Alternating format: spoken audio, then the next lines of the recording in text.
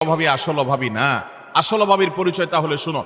একটা লোক দুনিয়াতে অনেক কোরআন তেলাওয়াত করেছে, অনেক তাসবিহ জপেছে, অনেক হজ উমরা করেছে, অনেক বেশি ইবাদত বন্দেগী করেছে, অনেক নফল নামাজ পড়েছে, নফল রোজা রেখেছে, অনেক দান সাদেকা করেছে, অনেক ভালো কথা মানুষকে শুনিয়েছে, অনেক মাহফিলে সে গিয়েছে, অনেক ভালো কাজে সহযোগিতা করেছে, হাজী সাহেব গাজী সাহেব হয়েছে, সবই ঠিক আছে।